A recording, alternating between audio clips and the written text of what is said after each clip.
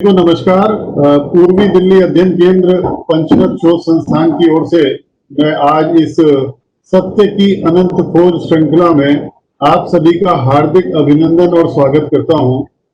और ये श्रृंखला पिछले हफ्ते 7 तारीख को प्रारंभ हुई और उसमें एक व्याख्यान पहला हमने भारतीय जीवन और संस्कार परंपरा के ऊपर सभी ने सुना और उसको बहुत एप्रिशिएट भी किया गया।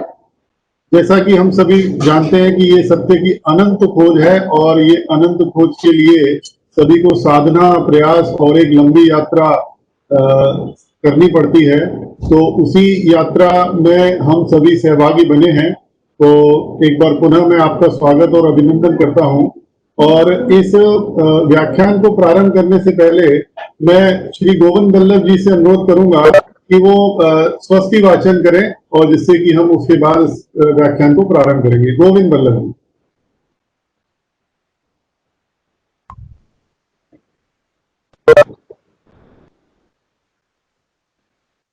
नमस्कार सभी को। हरि ओम। भद्रं कर्णेर्भिः शृणुयाम देवा, भद्रं पश्येमाक्षभिर्यजत्राः, स्थिरैरङ्गैस्तुष्टुवागुंसस्तनूभिर्व्यसेमहि देवहितं जदायुः। विश्वानि देव सवितुर्दुरितानि परासुव, यद्भद्रं तन्न आसुव। हरि ओम। धन्यवाद रोहित जी। धन्यवाद गोविंद जी। और वेद मंत्रों के साथ, स्वस्ति वाचन के साथ हम अपना ये आज का व्याख्यान विधिवत प्रारंभ करते हैं। और एक केवल अनुरोध है कि आपके मन में जो भी जिज्ञासा है, कोई प्रश्न है, तो वो आप चैट बॉक्स में डालते रहें और यथोचित समय के हिसाब से उनको हम जरूर कोशिश करेंगे, प्रयास करेंगे कि वो हम माननीय आर्या जी तक पहुंचाएं। माननीय जी आर्या जी हमारे बीच में उपस्थित हैं और उनका परिचय हमने पहले व्याख्यान में विस्तृत रूप से किया था। आप पंचमत शोध संस्थान के अध्यक्ष के रूप में हमारे साथ रहते हैं और हमारा सौभाग्य है कि इस श्रृंखला में हमें आपका मार्गदर्शन, आपका उद्बोधन इस सत्य की अनंत खोज विषय पर मिलेगा। तो मैं अनुरोध करूंगा माननीय आर्य जी से कि विषय को प्रारंभ करें। ओम अग्ने व्रतपते व्रतं चरिष्यामि, तच्छकेयं तन्मे राध्यताम्, इदम् अहम् अनृता सत्यम् उपैमि। पंचनद शोध संस्थान के शोधार्थी बहनों और भाइयों, हमने ये विचार किया था कि संस्कार है क्या। जो भी हम विचार करते हैं वो सारे विचार हमारे मस्तिष्क में एक संचय शक्ति नेमे के रूप में स्थापित हो जाते हैं और वो सारे अपने अनुभव ग्रे मैटर पर इकट्ठे होते एनग्राम बनाते हैं और वो हमारे चरित्र का निर्धारण करता है। इसका बहुत अच्छा उदाहरण मैं सोच रहा था तो मुझे गीता से लगा। आप समझिए इसको कि विचार कैसे मनुष्य का उत्थान या पतन करते हैं। गीता कहती है, ध्यायतो संगस्तेषुपजायते, संगात संजाते कामः, कामात् क्रोधो अभिजायते, क्रोधात् भवति सम्मोहम्, सम्मोहात् स्मृति विभ्रम, स्मृति भंशात् बुद्धिनाशो, बुद्धिनाशात् प्रणश्यते। देखिए, विचार, हमने ध्यान किया, विचार किया विषयों का। विषयों से अभिप्राय सब्जेक्ट नहीं, विषयों से अभिप्राय काम वासना। तो ध्याय तो विषयान पुंस, विषयों का ध्यान हमारे मन में आया। मन में वो जैसे ही इच्छा विचार जागृत हुआ, उससे संगति दोष पैदा हुआ। संगति संजाते काम, उससे काम पैदा हुआ। काम से क्रोध पैदा हुआ, क्रोध से सम्मोह हुआ, सम्मोहात स्मृति विभ्रम, सम्मोह से हमारी स्मृति का विभ्रम हो गया और स्मृति भ्रंशात बुद्धिनाश, बुद्धिनाश, स्मृति विभ्रम से बुद्धि नाश हो गई और बुद्धि नाश होने से प्रणश्यति, हम जीते ही मरे हुए के समान हो गए। कितनी सुंदर बात कही कि जो विचार हमारे मन में आया, उस विचार ने हमें कहाँ पतन के गर्त में दिया। अगर विचार हमारे गलत थे तो हमारे ऋषि मुनि जो थे, हमारे जो पूर्वज थे, उन्होंने कहा अगर व्यक्ति का संपूर्ण विकास करना है, उसका मानसिक, बौद्धिक, आध्यात्मिक, शारीरिक, सामाजिक हर प्रकार का विकास करना है, ये हमारी संस्कृति का, जीवन का लक्ष्य होना चाहिए। तो सब विचार की और हमने देखा कि ये दो प्रकार के हेरिडिटरी फैक्टर भी काम करते हैं, एनवायरमेंटल फैक्टर भी काम करते हैं।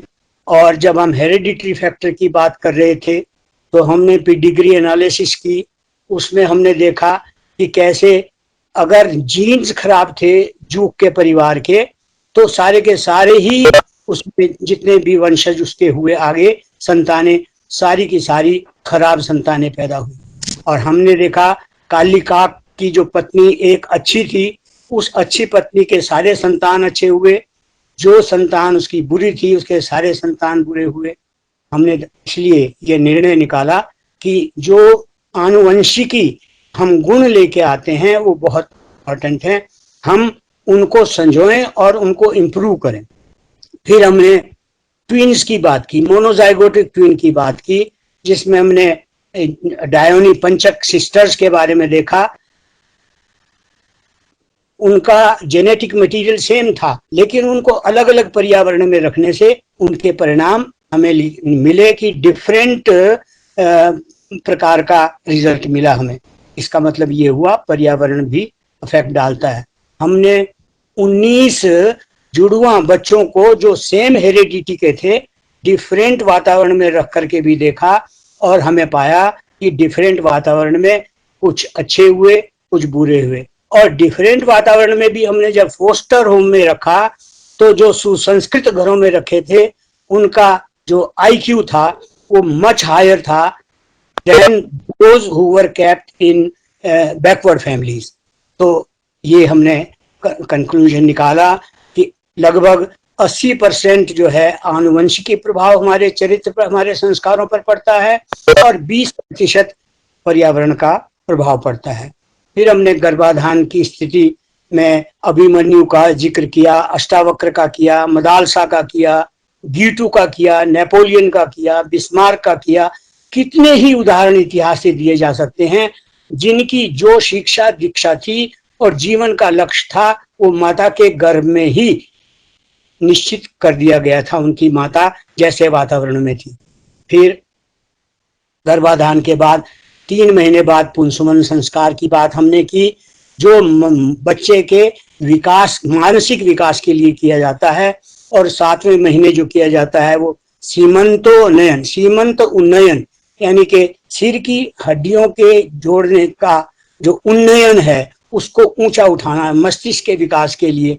और उसको हम कोई आजकल के लोग गोद भराई भी कहते हैं।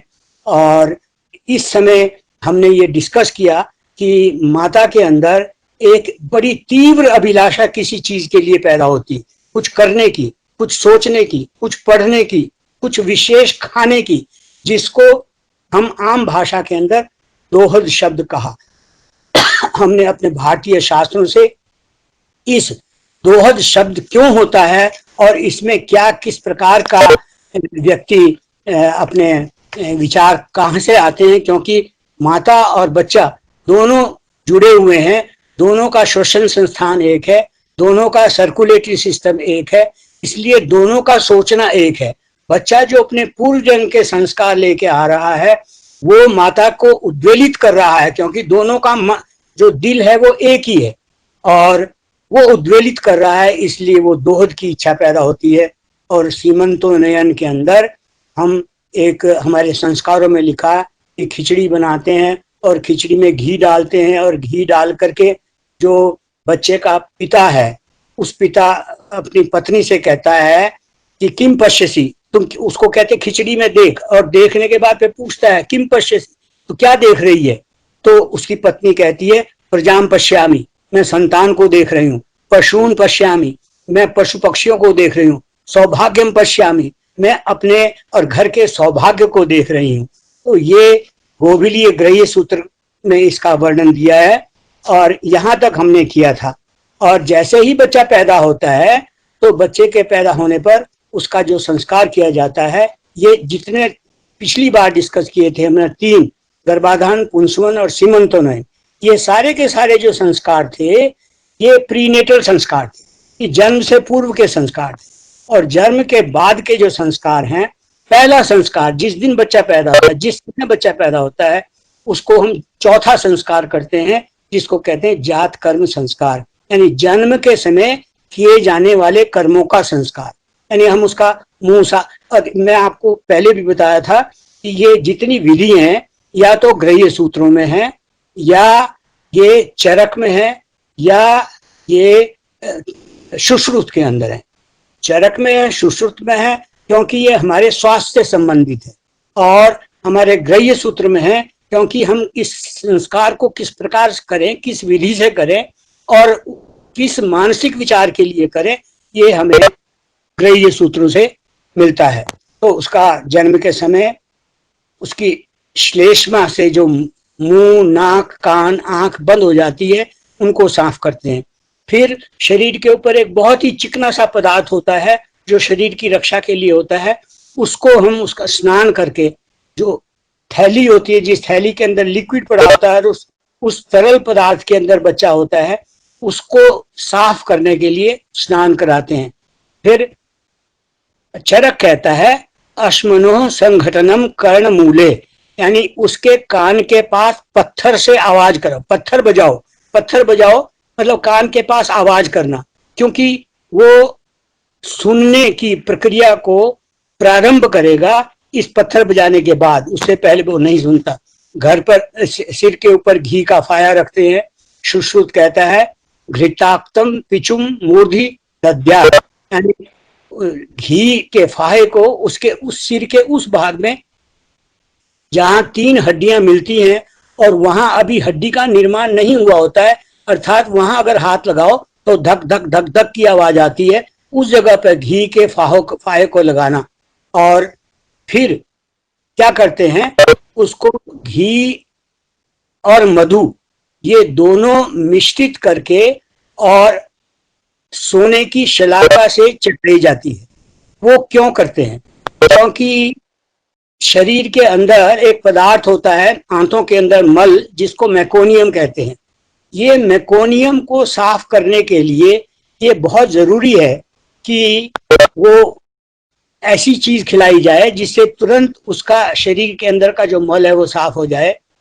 प्रोफेसर मेटक्लिकॉफ, इन्होंने एक किताब लिखी है, उस किताब का नाम है the prolongation of life. The prolongation of life में वो लिखते हैं कि गव्य पदार्थों को, गव्य पदार्थों का मतलब है दूध, दही, घी, मक्खन इत्यादि गव्य पदार्थों को खाने से बच्चे की आयु बढ़ती है। ये गव्य पदार्थों का बहुत बड़ा इतिहास हमारी संस्कृति में है। चीनी यात्री फाइयान भारतवर्ष में आया और एक घर के दरवाजे पर वो गया, उसने कहा मुझे प्यास लगी है, पानी चाहिए। तो कहते हैं माता महिला आई और उसने उसको दूध दिया पीने के लिए। वो लिखता है कि मुझे दूध नहीं पानी चाहिए। वो अंदर गई और उसको छाछ लेके, जिसको तक्र कहते हैं, छाछ लेके आई और कहा ये लीजिए। उसने, वो लिखता झुंझला उठा, मैंने कहा मुझे सिर्फ पानी चाहिए और कुछ नहीं चाहिए। तो उस महिला ने उत्तर दिया कि भारत के किसी भी द्वार पे अगर तू जाएगा तो तेरा स्वागत गव्य पदार्थों से ही किया जाएगा, और ये अगर गव्य पदार्थ नहीं स्वीकार करोगे तो ये तुम भारत की संस्कृति का अपमान कर रहे हो। तो इतना उच्च आदर्श था। और इसी तरह से शहद का, अभी जिस दिन बच्चा पैदा हुआ, शहद की 2 बूंद, हमने 6 बूंद ली, हमने खरीद की 2 बूंद ली शहद की, उसको मिक्स करके लगाया।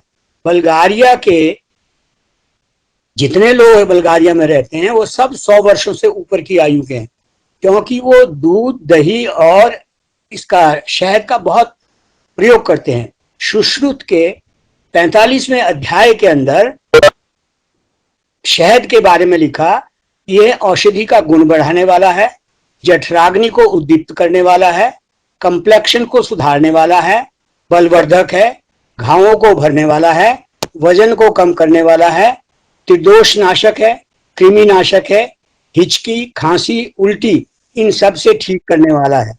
तो हम बच्चे की जीवा पर जिस दिन बच्चा पैदा होता है उसको साफ सुथरा करके नहला धुला करके जीभ से ओम लिखते हैं। ओम लिखने का भाव है कि हमने बच्चे को एक आध्यात्मिक वातावरण देने का वचन लिया है, क्योंकि बच्चा 5 वर्ष तक सब कुछ सीख जाता है, और वो जो सीखता 5 वर्ष की आयु तक उसके सारे जीवन की धरोहर होती है। पहला वातावरण उसको ग्रह से मिलता है और हम इसीलिए उसको जीवा पर ओम लिखते हैं और कान में कहते हैं वेदोसी। वेदोसी कहने का भाव है कि हम उसको एक गुरु मंत्र दे रहे हैं। मुस्लिम लोग भी बच्चा पैदा होता है तो उसके 4 बार कान में अल्लाह अकबर कहते हैं और वो कहते हैं अशहदो अन ला इलाहा इल्लल्लाह व अशहदो अन अल्लाह मोहम्मद रसूल इल्लाह। संस्कार जो है ये केवल भौतिक नहीं है, आध्यात्मिक अधिक है, इसलिए आध्यात्मिक नाम जो है उसमें बहुत ज्यादा रखा गया है। तो पहले दिन ही बच्चे का हम जात कर्म संस्कार करते हैं। उसके बाद जब 11वें दिन या 101वें दिन या सेकंड बर्थडे पे हम उसका 5वां संस्कार करते हैं, यानी कि जो पोस्ट नेटल है वो दूसरा, पोस्ट नेटल दूसरा हुआ और कुल मिलाकर के 5वां संस्कार जो है नामकरण का है। क्योंकि अगर हम किसी को बिना नाम के बोलें तो उसका आभास कुछ ठीक नहीं होता।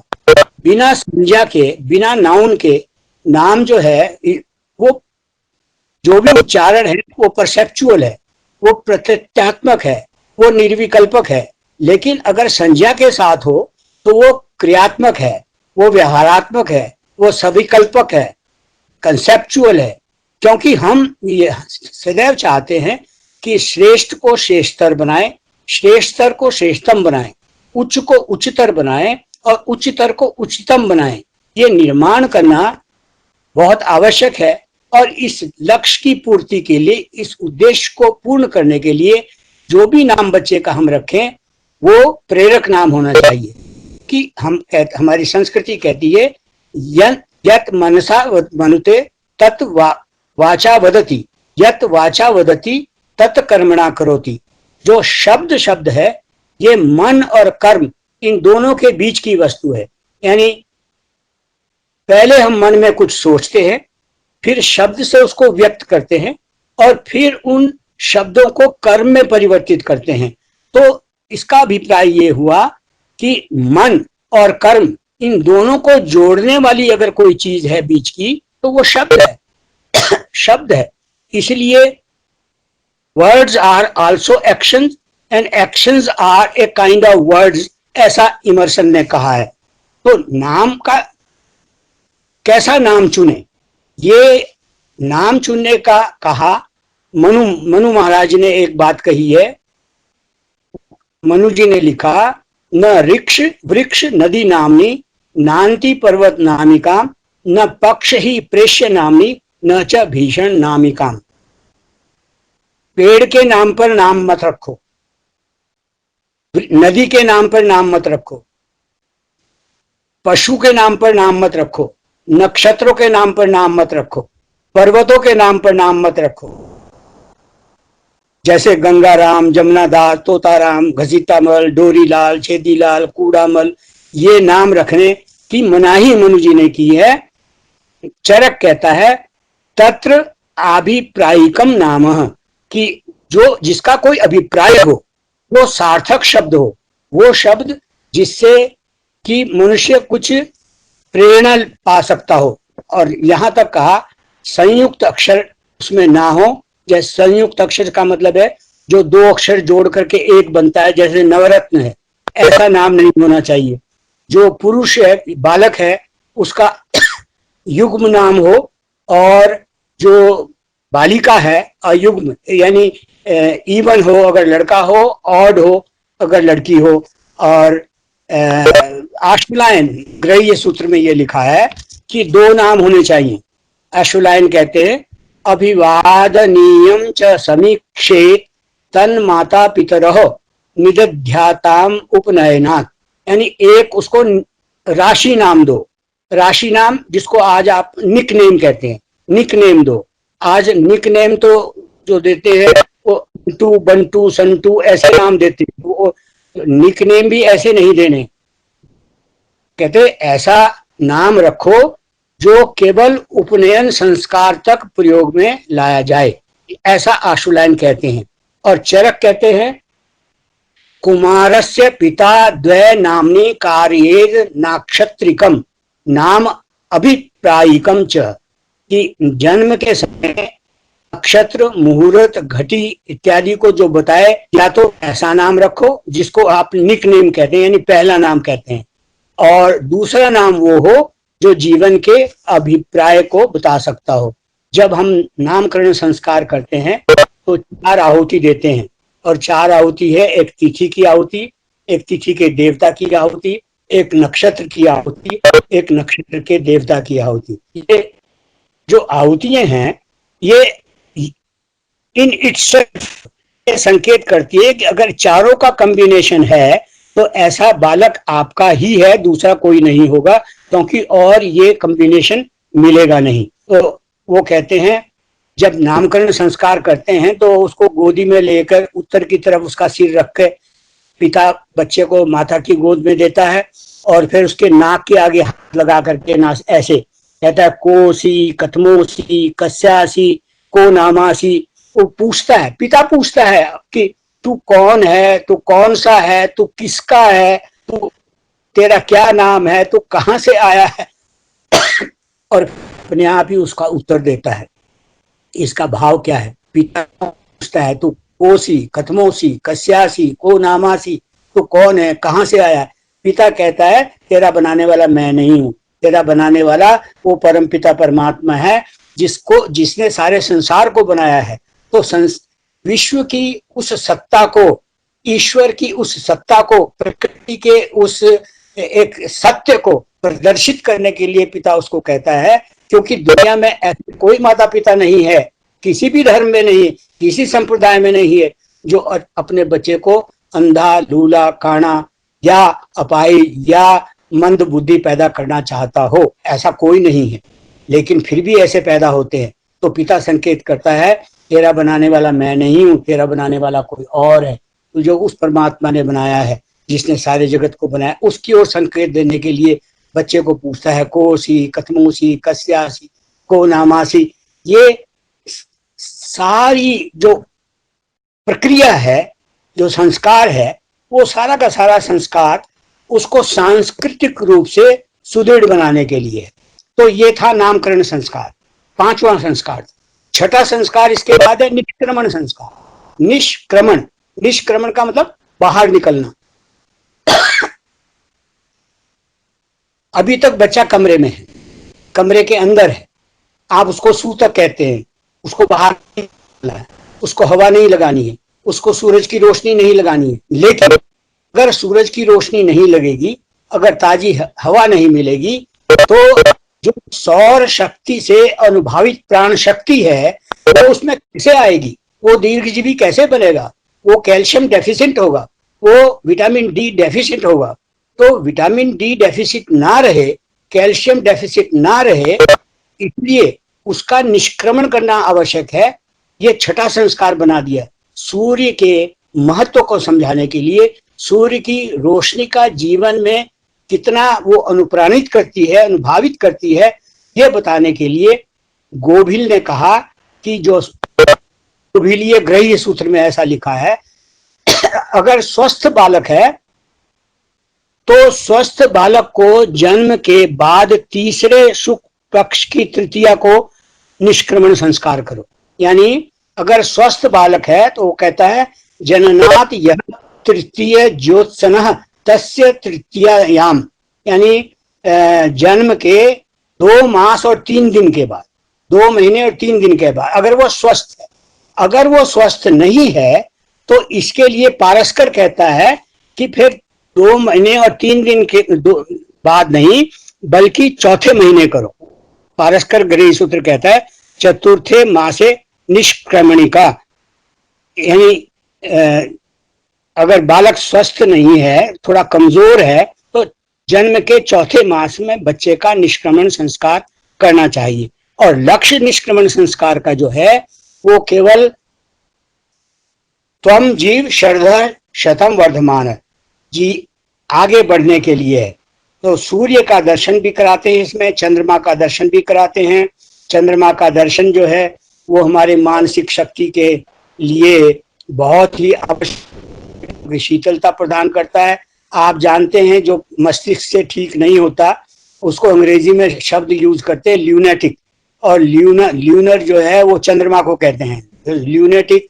इसलिए चंद्रमा और सूर्य के दर्शन करना, उसके महत्व को समझाना, उसके लिए बाहर निकालना। चरक कहता है बच्चे का कमर कैसा हो, बच्चे के वस्त्र कैसे हो, बच्चे के खिलौने कैसे हो, मानसिक विकास के लिए हम क्या करें और क्या ना करें।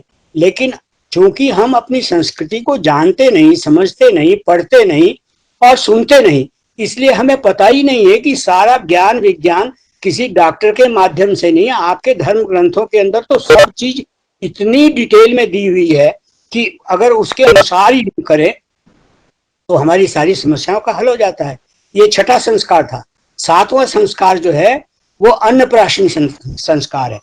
अन्नप्राशन संस्कार जो है यानी 7 वर्ष की आयु तक 10 संस्कार तो हम वैसे ही कर बैठते हैं।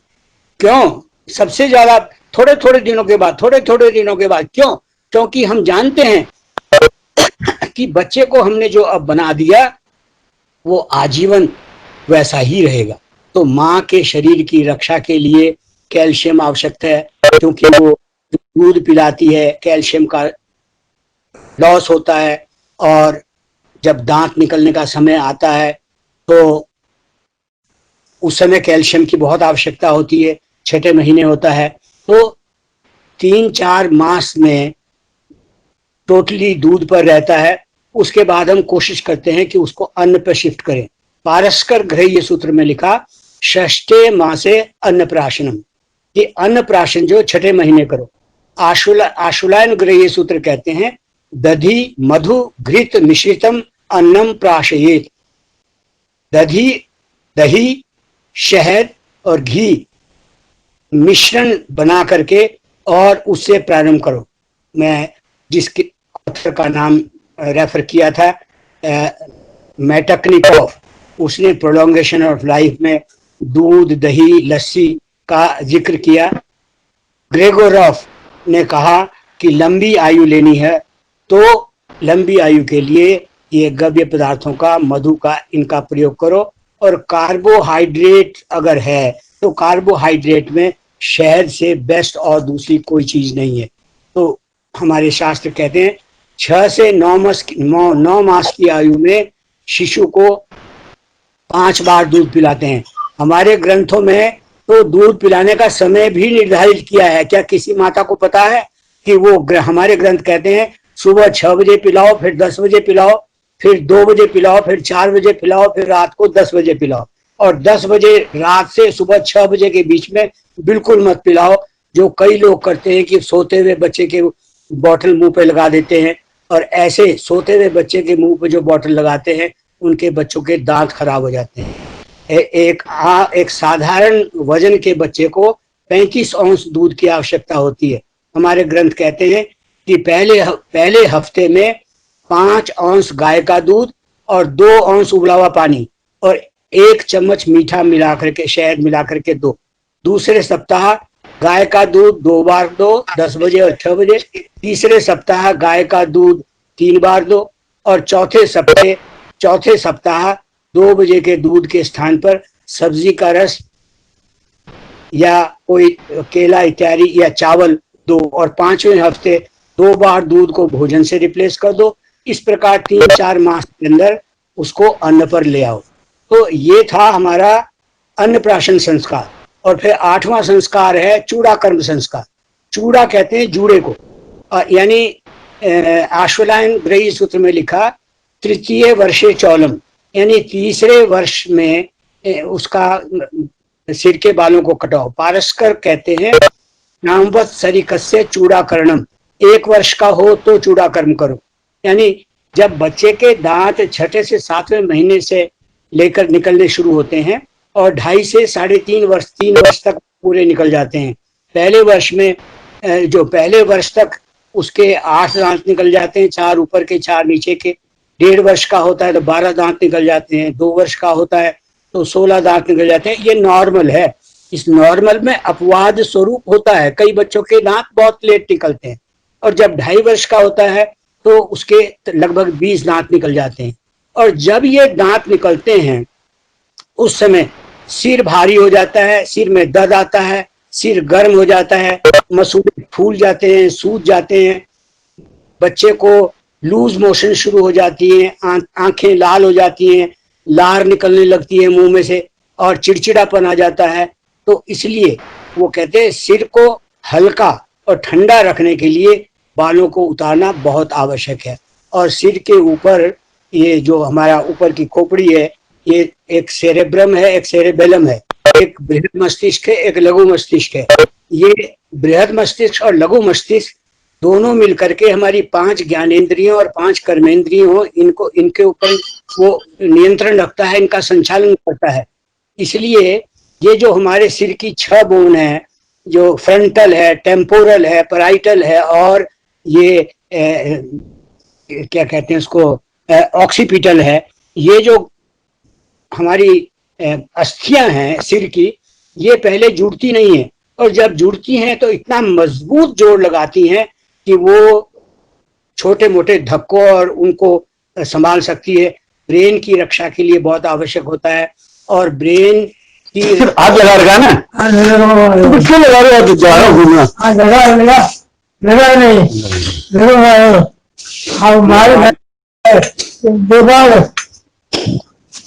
हमारे हाथ लगाएंगे। गर्भावस्था में बाल होते हैं, उन बालों को काटने के कारण बहुत जरूरी होता है, क्षौर कर्म करते हैं मलिन बालों को निकालने के लिए, सिर की खुजली दाद आदि से रक्षा करने के लिए, सिर की सफाई अच्छी तरह से हो जाए, सिर दर्द भारीपन से रक्षा हो, नए बाल आने में सहायक होता है। मुंडको उपनिषद के अंदर कहा है कि शिरोव्रत को ब्रह्म विद्या का उपदेश देना चाहिए। कुशा और शमीपत्र ये मिला करके जो एंटीसेप्टिक होते हैं, ये गोबर में मिला करके और बालों को काटते हैं, पहले आगे से, फिर पीछे से, फिर बगलों से, फिर ऊपर से। मुस्लिम लोग भी इस संस्कार को करते हैं, और मुस्लिमों में इसको कहते हैं हकीका। अथर्ववेद में मुंडन के लाभ लिखा है, दीर्घायुता है, दीर्घ आयु के लिए मुंडन संस्कार बहुत जरूरी है। अब आ जाइए कर्णवेद। 9वां संस्कार जो है वो कर्णवेद संस्कार। कर्णवेद संस्कार के बारे में कात्यायन पारस्कर गृह्य सूत्र में लिखा, अथ कर्ण भेदो वर्षे तृतीय पंचमेवा, यानी तीसरे और 5वें वर्ष के बीच में कर्णवेद करना चाहिए। अब अगर हम सुश्रुत को पढ़ें तो सुश्रुत में इस कर्णवेद क्यों करना चाहिए, इसका बहुत सुंदर वर्णन दिया है। इसको समझाने से पहले मैं अपने शरीर की ओर आपका ध्यान खींचता हूं। आपने हर्निया नाम सुना है? हर्निया का शाब्दिक अर्थ तो है any protrusion of any portion of an organ और टिश्यू। प्रोट्रूजन यानी उसका बढ़ना, निकलना। हर्निया 50 किस्म का होता है, लेकिन मैं जो आप जानते हैं, जो मैं जानता हूं, या जो आम आदमी जानते हैं हर्निया, वो इंटेस्टाइनल हर्निया की बात करते हैं। इंटेस्टाइनल हर्निया जो है वो 3 किस्म का होता है। एक हाइटस हर्निया होता है, एक अम्बिलिकल हर्निया होता है, और एक इंगुइनल हर्निया होता है। इनमें से जो हाइटस हर्निया है वो हमारी जो अंतड़ियां हैं, जो आंते हैं, जो लगभग 30 फुट के करीब लंबाई में है, वो सारी एक पेरिटोनियल झिल्ली से एक स्थान पर स्थित है। यानी वो अपने उस झिल्ली, एक थैली है, उस थैली के अंदर वो सारी आंतड़ें इकट्ठी होकर के, गुछ होकर के रखी हुई हैं। अगर वो थैली कहीं से फट जाए तो ये आंतें वहां से प्रोट्रूड करती हैं, निकलती हैं। और आम जो कॉमन प्रोट्रूजन है वो है इंग्विनल कैनाल से। इंग्विनल जो हमारे अंडकोश है, उन अंडकोश से अगर वहां इंग्विनल कैनाल जहां से टेस्टिस नीचे डिसेंड करती हैं, उस कैनाल से अगर वहां हमारी पेरिटोनियल झिल्ली जो है वो फट जाए तो आंतें डिसेंड कर जाती हैं और उसको हम कहते हैं इंग्विनल का हर्निया। और चूंकि ये दो कैनाल हैं साइड बाई साइड, तो इसलिए इसको हम बाइलेटरल कहते हैं। तो किसी को दाईं तरफ का हर्निया होता है, किसी को बाईं तरफ का हर्निया होता है। ये पुरुषों में आम कॉमन है, जो अधिकांश उछल कूद करने वाले लोगों से के कारण से या गिरने से झिल्ली फट जाती है तो वो आंत नीचे गिर जाती है, इसको हम हर्निया कहते हैं, क्योंकि वो प्रोट्रूड कर गई। जो इंटेस्टाइन थी उसकी जो सुरक्षा करने वाली झिल्ली थी वो फट गई और इंटेस्टाइन नीचे डिसेंड कर गई। महिलाओं में चूंकि वो गर्भ धारण करती हैं, इसलिए जो नाभि है, नाभि के पास की झिल्ली कई बार फट जाती है, तो उससे जो प्रोट्रूड होता है वो नाभि के पास होता है, उसको अम्बिलिकल हर्निया कहते हैं। और जो हमारी आंतें हैं, पेट है और छाती है, उसके बीच में एक डोम शेप की झिल्ली होती है जिसको हम डायफ्राम कहते हैं, जो हमारे श्वसन प्रक्रिया में हमारी सहायता करती है। अगर उसकी तरफ की, ऊपर की तरफ की झिल्ली फट जाए तो आंतें ऊपर को चली जाती हैं, उसको हम हाइटिस हर्निया कहते हैं, जो बहुत रेयर है। तो इसमें सबसे कॉमन जो है वो बाइलेटरल इंग्विनल हर्निया है। और सुश्रुत कहता है अगर दाएं कान को छेद करोगे तो बाईं ओर का जो हर्निया है वो नहीं होगा, अगर बाएं कान को छेद करोगे जो दाईं ओर का जो हर्निया है, इंग्विनल हर्निया है, वो नहीं होगा। आप देखिए कितनी बड़ी साइंस है, कोई आपको नहीं बताता, कोई कर्णवेद करता भी नहीं। क्यों नहीं करता? क्योंकि उसको पता ही नहीं है। सुश्रुत जो सबसे बड़ा सर्जन था और जिसने 127 प्रकार के शल्य यंत्रों का निर्माण किया, जो आज भी मॉडिफाइड रूप से सारे सर्जन इस्तेमाल करते हैं, वो कहता है हर्निया को रोकने के लिए, दाहिने हर्निया को रोकने के लिए बाएं कान को छिद्र करो और बाएं हर्निया को रोकने के लिए दाएं कान को छिद्र। ये शल्य चिकित्सा का बहुत बड़ा ग्रंथ है। और वो कहता है छेद कहाँ करो? वो कहता है देवकृत छिद्र, यानी कान को सूर्य की रोशनी के अपोजिट देखो और जहां से आपको सबसे ज्यादा रोशनी नजर आए, यानी जो आपका कार्टिलेजियस पोर्शन है, जो ट्रांसल्यूसेंट है, जिससे लाइट पास करती है दूसरी ओर, जहां सबसे ज्यादा लाइट पास करती है उस स्थान पर छेद करो। वो कहते हैं देवकृत छिद्र, जिस स्थान से सूर्य की किरणें चमके ज्यादा उस स्थान पर आप छेद करो। पेट के रोगों में भी कर्णभेद जो है, अगर कान के ऊपरी भाग में छेद किया जाए तो पेट के रोगों से निपटारा करता है। और एक्यूपंक्चर जो चीन का था वो भी इसी बात पर निर्भर करता था। हमारे शास्त्र कहते कब बींधें, कैसे बींधें, कहाँ बींधें, इसका क्या लाभ है, ये सब का सब ग्रंथों में दिया हुआ है। तो कर्ण भेद संस्कार जो है ये हमारा 9वां संस्कार था। और 10वां जो संस्कार है, जो उपनयन संस्कार, 10वां संस्कार जो है वो उपनयन संस्कार है। उपनयन संस्कार का मतलब है उपनयन, नजदीक ले जाना। अरे भाई किसके नजदीक ले जाना? उपनयन संस्कार और वेदारंभ संस्कार के बीच में, 10वें और 11वें संस्कार के बीच में बहुत कम समय है, ज्यादा गैप नहीं है। लगभग किसी में तो इकट्ठे ही कर देते हैं दोनों। मनु जी कहते हैं ब्राह्मण का 5वें वर्ष करो, क्षत्रिय का 6ठे वर्ष करो, वैश्य का 7वें वर्ष में यज्ञोपवीत करे। उपनयन के बाद बालक को द्विज की संज्ञा दी जाती है। मनु जी कहते हैं जन्मना जायते शूद्र संस्कारात द्विज उच्यते, जन्म से तो सभी शूद्र पैदा होते हैं। जन्मना जायते शूद्र संस्कारात द्विज, संस्कारों से द्विज बनता है। और द्विज का अर्थ क्या है? द्विज, जिसका 2 बार जन्म हो, 2 बार जन्म हो, अर्थात जो विद्वान हो। 2 बार जन्म का मतलब क्या है? एक बार जन्म माता पिता ने दिया, दूसरा जन्म उसके गुरु ने दिया, उसके आचार्य ने दिया, उसके शिक्षक ने दिया। इसलिए वो कहते हैं कि अब ये संस्कार के बाद, उपनयन के बाद ये द्विज बन गया, ये ब्राह्मण बन गया। यानी ये जो संस्कार है ये पारसी लोग भी करते हैं। पारसी लोग इस संस्कार को कुश्ती कहते हैं, और पारसियों में तो ये नियम है कि जो कुश्ती को न पहने उसको मृत्यु दंड दिया जाए। मृत्यु दंड तक का विधान है कि अगर कुश्ती ना पहने।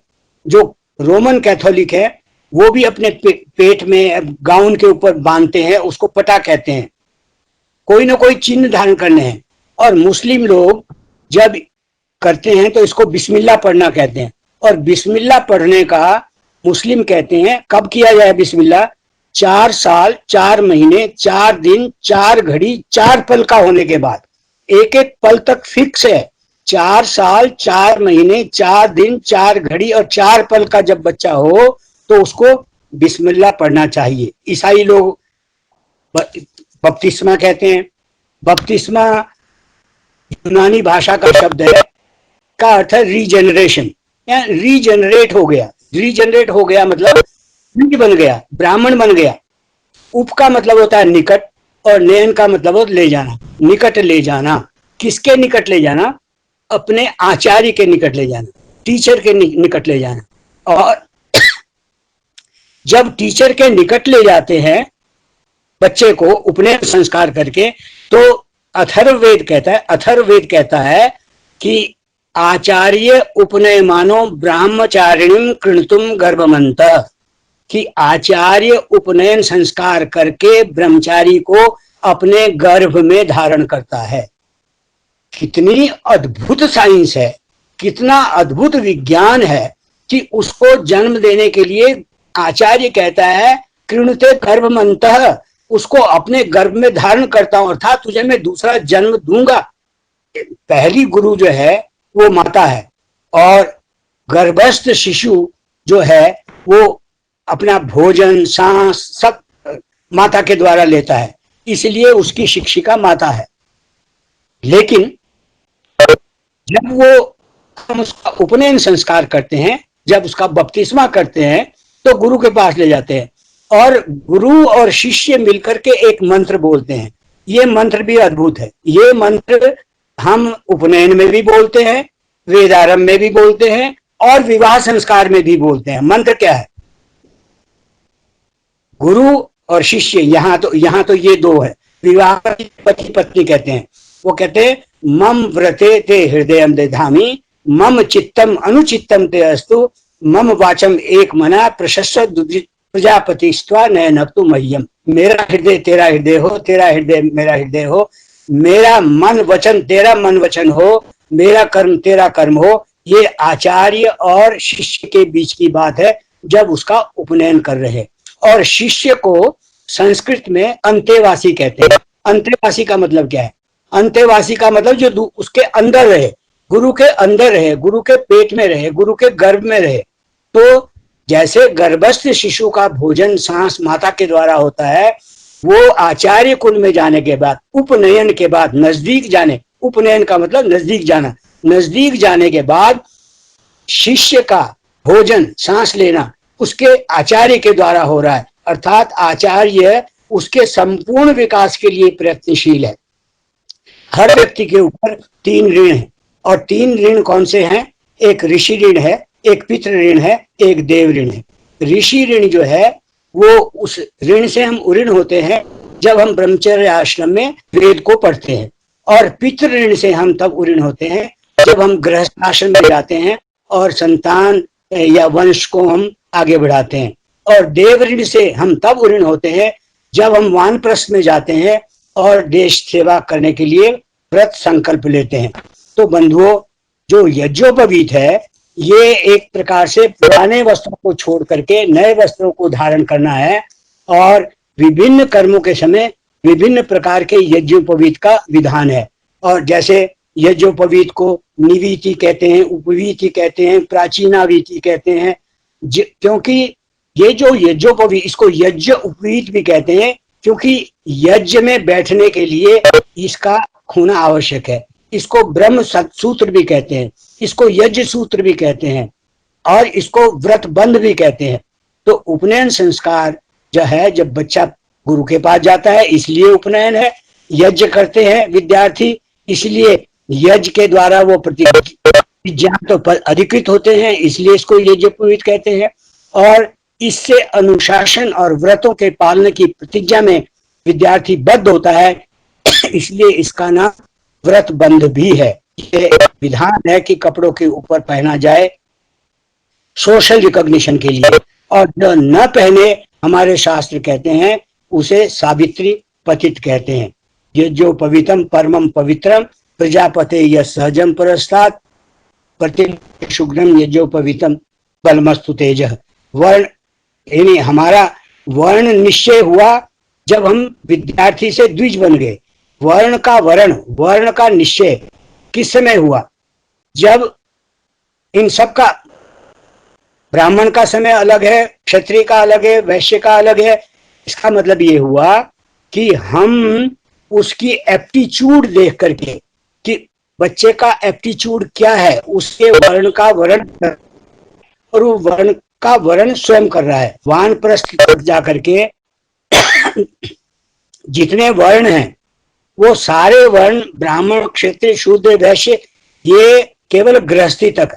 वानप्रस्थ में जब हम पहुंच जाते हैं तो चाहे ब्राह्मण हो, चाहे क्षत्रिय हो, चाहे वैश्य हो, सभी के सब ब्राह्मण वर्ण में लिप्त हो जाते हैं, क्योंकि उनका कार्य ब्राह्मण का कार्य हो जाता है। इसलिए यज्ञोपवीत जो है ये 3 ऋणों से युक्त हो व्यक्ति, इसलिए हम इन यज्ञोपवीत धारण करते हैं ताकि 3 ऋणों की हमें हमेशा याद रहे। और ये जो यज्ञोपवीत है ये केवल वानप्रस्थ तक है।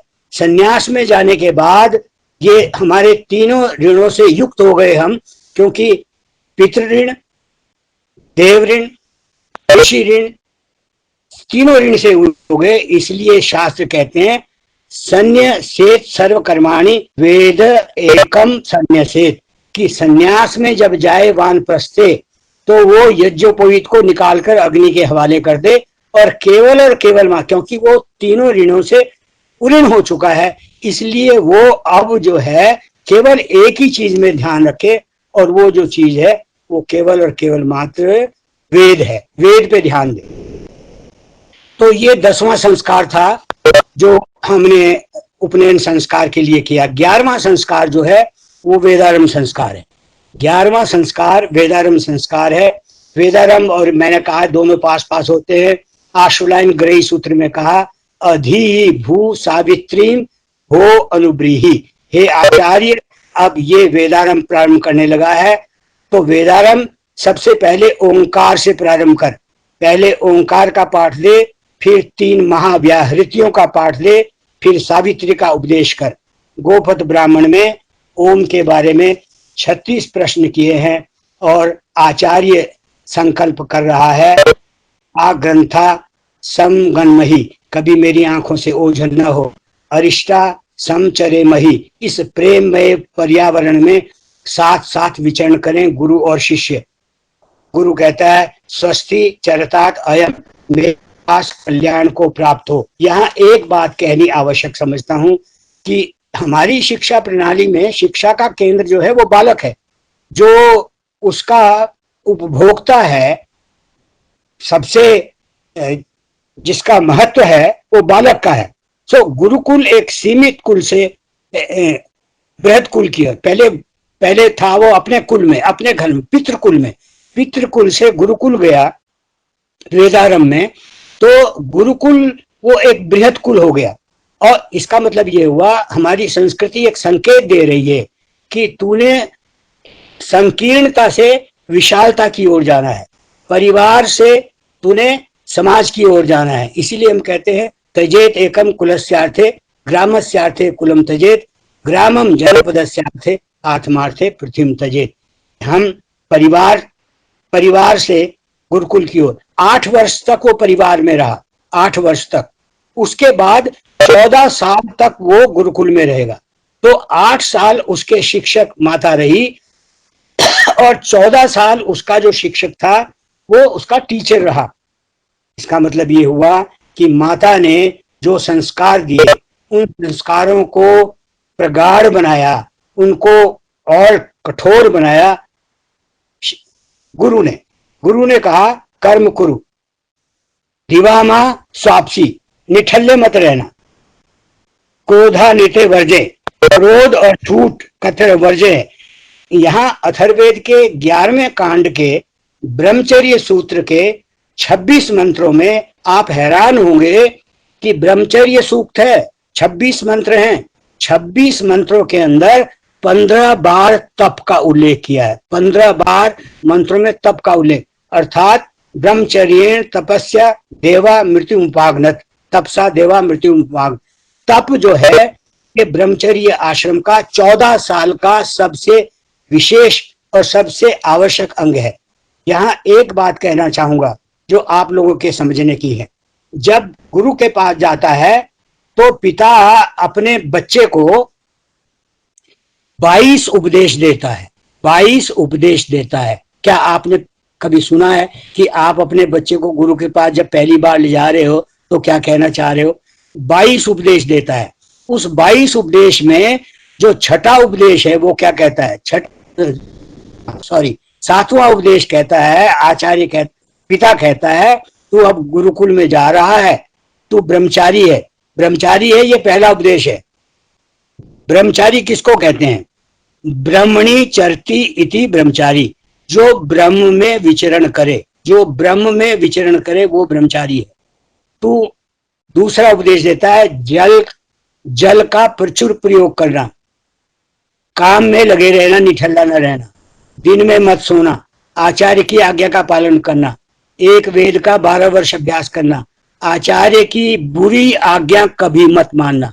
अगर आचार्य भी तुझे कभी गलत आज्ञा दे जो अनैतिक हो उसको कभी न मानना। क्रोध ना करना, झूठ ना बोलना, मैथुन से दूर रहना, भूमि पर सोना, गाना बजाना, इत्र सुरमा से दूर रहना, हर प्रकार की अति को छोड़ देना, प्रातः जल्दी उठकर नित्य कर्म से निवृत्त होना, उस तरह का प्रयोग ना करना। ऐसा ऐसा कहते कहते 22 उपदेश उसको देता है। मेखला, दंड, भिक्षा, संध्या, यज्ञ, स्नान, आचार्य के सम्मान को अपना धर्म समझना, ये आवश्यक था कि मैं आपको कुछ बातें, पिता पुत्र को क्या कहता है जब गुरु के पास छोड़ता है। इसके बाद जो अगला संस्कार है वो है समावर्तन। 14 गुरु के पास 14 वर्ष रहा, 14 वर्ष बाद जो संस्कार किया वो समावर्तन था। समावर्तन को आप कई लोग दीक्षांत भी कह देते हैं, जो 22 वर्ष की आयु के अंदर हुआ। यानी शिक्षा ग्रहण के, शिक्षा जो हमारी शिक्षा है वो गुरु के पास उसने क्या सीखी, शिक्षा का लक्ष्य क्या था, उद्देश्य क्या था। इस उद्देश्य को समझने के लिए हमारी शिक्षा, हमारी संस्कृति में शिक्षा किसको कहते हैं? कोई फिजिक्स, केमिस्ट्री या बायोलॉजी पढ़ने का नाम शिक्षा नहीं है। वो कहते हैं शिक्षा ग्रहण के 6 सोपान हैं, 6 सीढ़ियां हैं, 6 स्टेप्स हैं। और वो 6 स्टेप्स कौन से हैं? आभास है, आभास के बाद आवेश है, आवेश के बाद आवेग है, आवेग के बाद संकल्प है, संकल्प के बाद व्रत है, व्रत के बाद दीक्षा है। जब आपने संकल्प ले लिया, व्रत ले लिया, दीक्षा ले ली, तो समझिए कि आप पूर्णतया से दीक्षित हो गए। गुरु का जो लक्ष्य था आपको बनाने का वो पूरा हो गया। यानी अब इसको समझने के लिए क्या है, आभास क्या है? मान लिया व्यायाम करना अच्छी चीज है, व्यायाम के लाभ समझाएं और विचार शक्ति उसे स्वीकार कर ले। हमारे मन में ये आभास हो जाए, ये ज्ञात हो जाए हमें कि व्यायाम के लाभ हैं।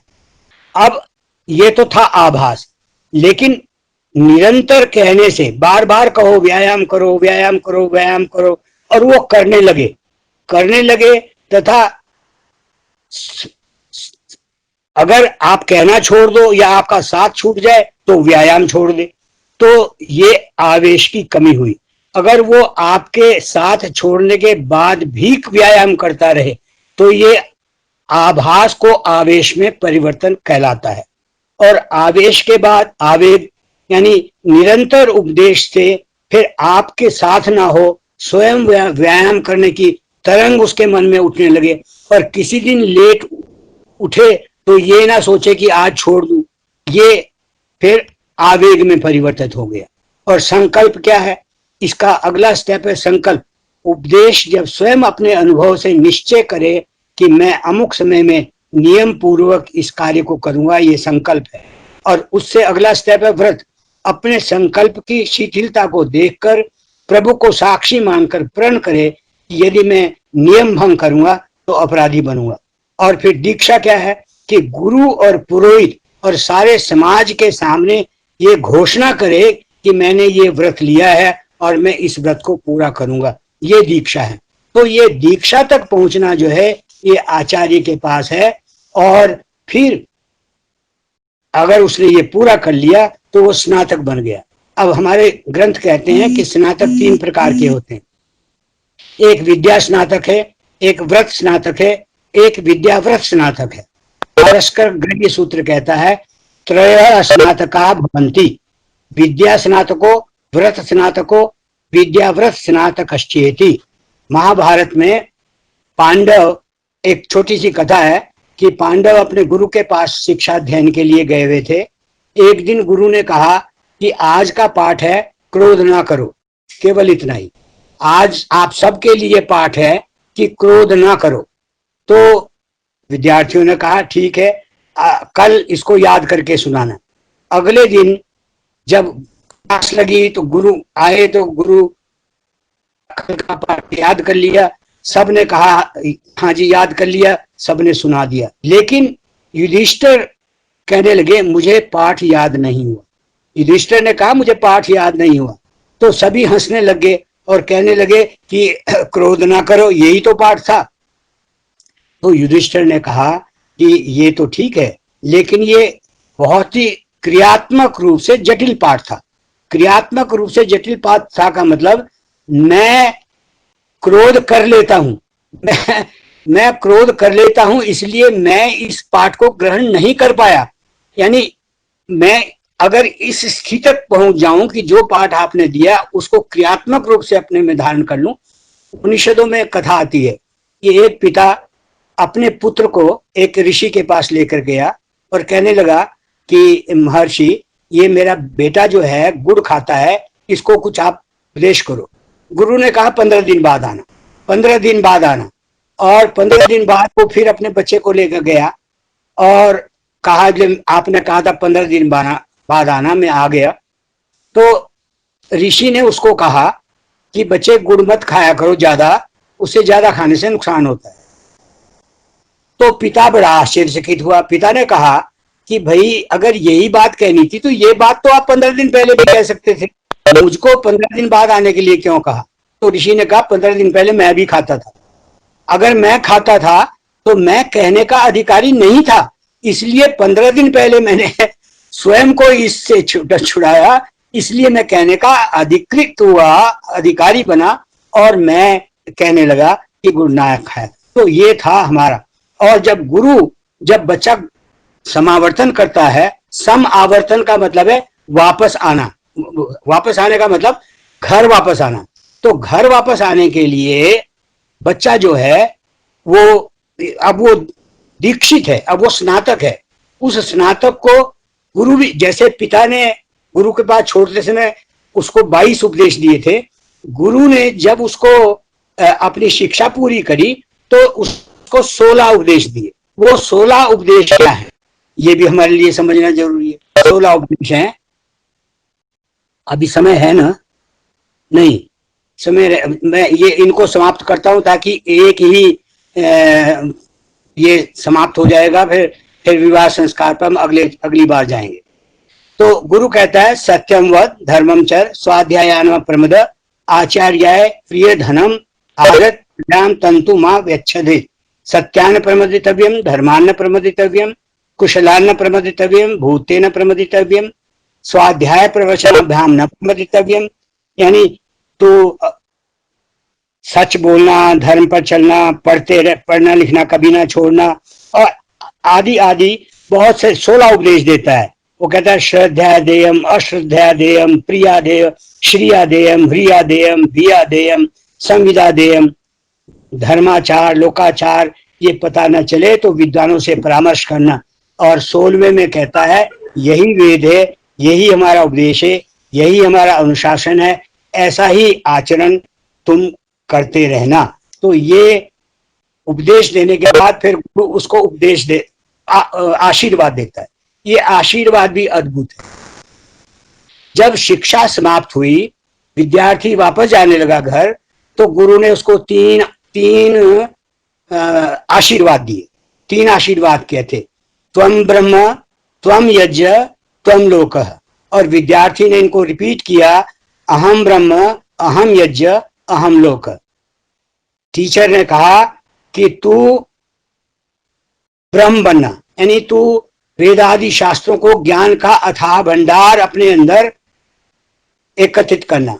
और विद्यार्थी उस समय आश्वासन देता है कि मैं आपको विश्वास दिलाता हूं कि जितना ज्ञान आपने मुझे दिया, प्राप्त किया, मैं उससे अधिक प्राप्त करने का प्रयास करूंगा। दूसरा आशीर्वाद था त्वम यज्ञ, तू जीवन में हमेशा कर्मशील रहना। और विद्यार्थी आश्वासन देता है कि जितने कर्मशील आप थे उससे अधिक बनने का मैं प्रयास करूंगा। और तीसरा था त्वम लोकः, तो ख्याति प्राप्त करना। और विद्यार्थी आश्वासन देता है अपने गुरु को कि मैं जितना यश आपने प्राप्त किया, जितनी ख्याति आपने प्राप्त की, उससे अधिक प्राप्त करने का मैं प्रयास करूंगा। इसके साथ हमारा ये समावर्तन संस्कार जो था ये समाप्त हुआ। 12 संस्कार हमने कर लिए और 13, 14, 15 और 16 अगले व्याख्यान में करेंगे। धन्यवाद। बहुत बहुत धन्यवाद माननीय आर्य जी। और आज के व्याख्यान में बहुत ही बृहद और जानकारी और ये सब मिली। बहुत सारे प्रश्न हम लोगों के बीच में होंगे और क्योंकि समय हो चुका है, केवल एक बस जो ब्रह्म में विचरण करने का बात आपने ब्रह्मचारी कहा, तो ब्रह्म में विचरण करने के ऊपर यदि आप 1-2 लाइन में कुछ इसके समाधान कर सकें तो उत्तम रहेगा। आज बोलिए।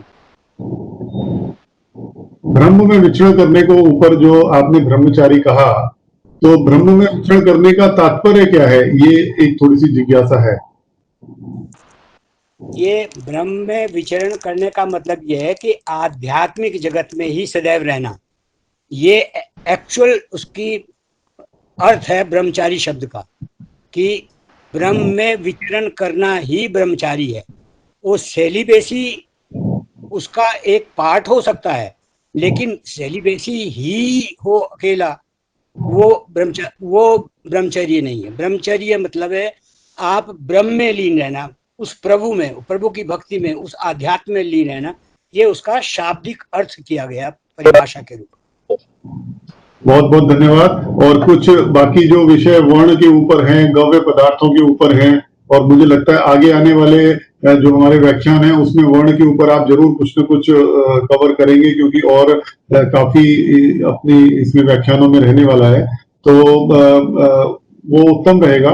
मैं अब अनुरोध करूंगा माननीय कृष्णचंद्र पांडे जी से कि वो सभी का धन्यवाद करके और कल्याण सूत्र के साथ इस व्याख्यान को समाप्त कराएं। और प्रोफेसर कुठियाला जी भी हमारे बीच में। माननीय कुठियाला जी, यदि आप मेरी आवाज सुन रहे हैं? हाँ जी।